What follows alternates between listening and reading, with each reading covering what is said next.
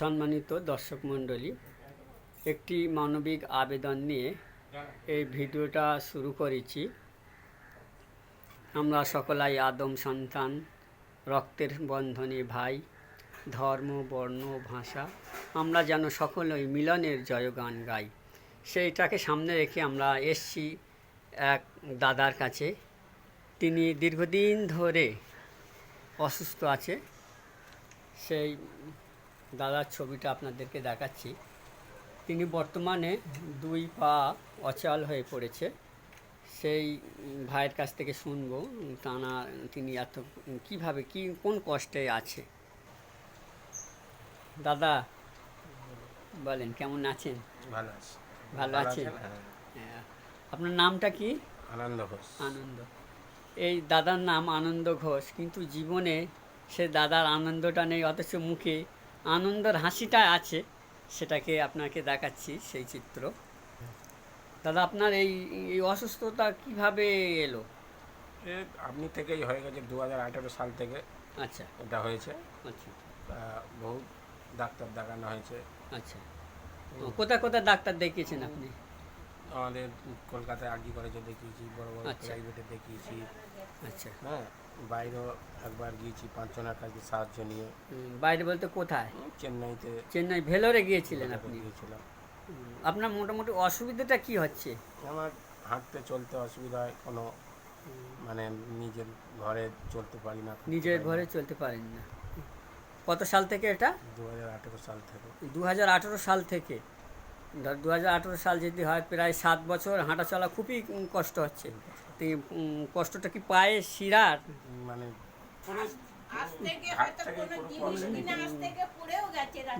ঘাট থেকে পুরো পা পর্যন্ত, পায়ের গোড়ালি পর্যন্ত পুরো শিরার টান, ব্যথা, যন্ত্রণা। আগে আপনি কি করতেন? আমি আগে তার মানে একটা কারখানায় কাজ করতাম।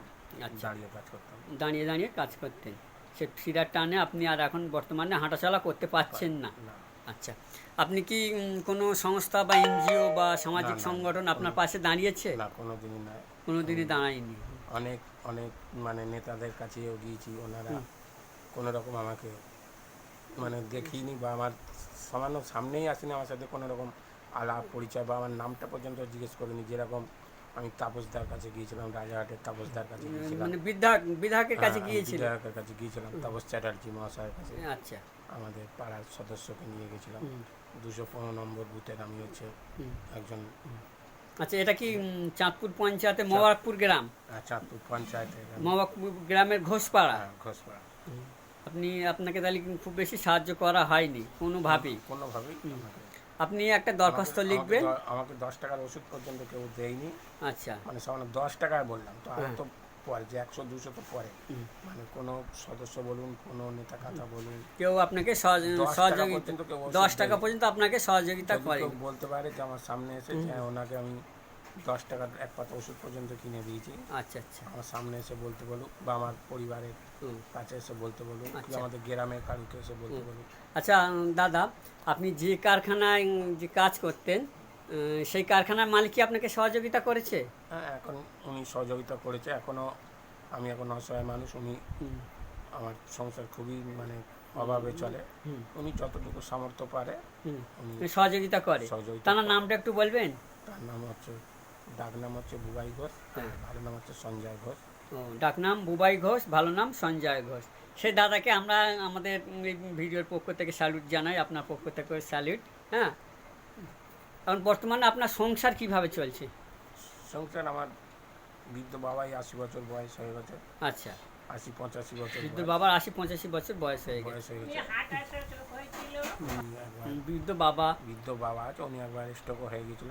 আচ্ছা। উনি ওই কোনো রকম একটা মানে ওই আটা কলে কাজ করে, উনি ওই আটা ফাটা বয়স হয়ে দিতে পারে না, ওই কোনো রকম উনি যা আনে ওই সেইভাবেই জীবনযাপন ওইভাবেই করা হয়। আচ্ছা।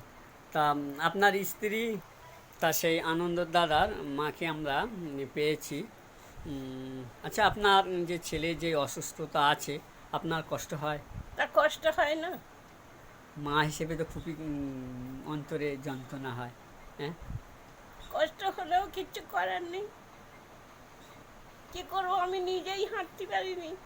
আচ্ছা, প্রিয় দর্শক মণ্ডলী, এই যে করুণ কণ্ঠে যে মায়ের যে আর্তনাদ যে আপনারা দেখছেন, অনুগ্রহ করে এই ভাইটা যদি কোনো সহৃদয় ব্যক্তি যদি একটা ব্যাটারি চালিত গাড়ি যদি আপনারা ব্যবস্থা করেন, তাহলে এই ভাইটা অনেক কষ্ট থেকে বেঁচে যাবে। আমি চাইবো যে যারা প্রশাসনিক দায়িত্বে আছে, যে পঞ্চায়েতে আছে, বিশেষ করে প্রধান বা এখানকার এই মরাকপুর গ্রামের সদস্য নিয়ে আমাদের রাজারহাটের বিধায়ক, তিনি একজন সজ্জন মানুষ, হয়তো তাঁর কাছে ভিডিওটা পৌঁছবে, যে তিনি যদি একটা স্বল্প সঞ্চয় বা স্বল্প আয়ের যদি একটা ব্যবসা যদি এই দাদাকে করে দিতে পারে, তাহলে না সংসারটা বেঁচে যায়। বর্তমানে আপনার কে কে আছে? মা বাবা, মা বাবা, স্ত্রী আছে? স্ত্রী, আচ্ছা, ছেলে। ছেলে আছে। ছেলে কিসে পড়ে? ছেলে বর্তমানে 6-এ পড়ে। বর্তমানে 6-এ পড়ে।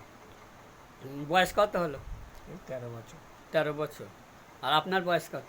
আমার এই হ্যাঁ, 44 চলছে। 44। এই 44 বছর বয়সে দাদা আজকের অক্ষম। দেখতেই পাচ্ছেন যে ক্যাচার নিয়ে হাঁটাচলা করতে পারে।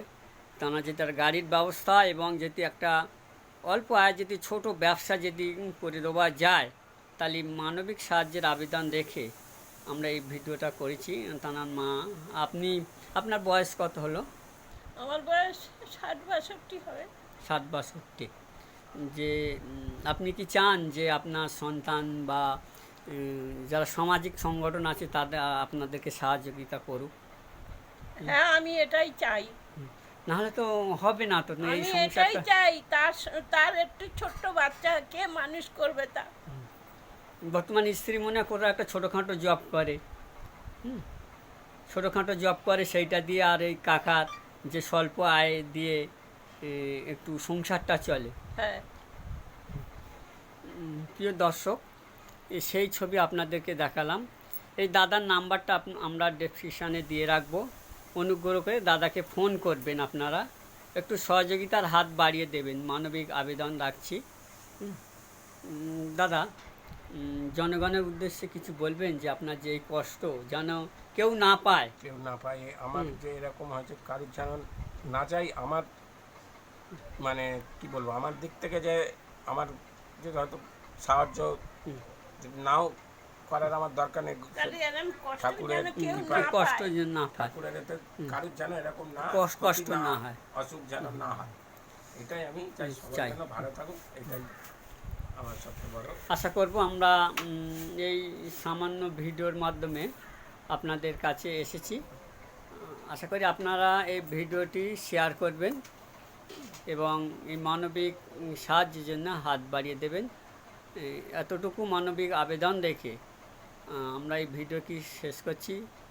আপনারা ভালো থাকুন, সাবধানে থাকুন, সচেতন থাকুন এবং আমরা যেন সকলাই ভাই ভাই হয়ে থাকতে পারি, এটুকু কথা রেখে আমি আমার কথাকে শেষ করলাম। আশা করি আপনারা ভালো থাকবেন, এটুকুই রাখলাম। আবারও কোনো পর্বে দেখা হবে আপনাদের সঙ্গে। ধন্যবাদ।